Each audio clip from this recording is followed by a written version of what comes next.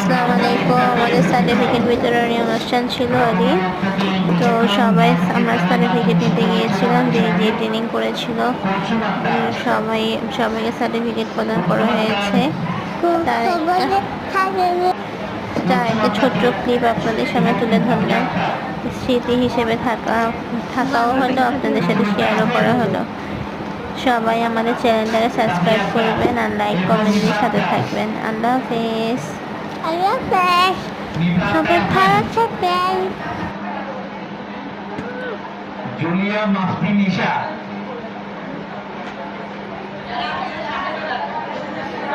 নিশা নিশা নিশা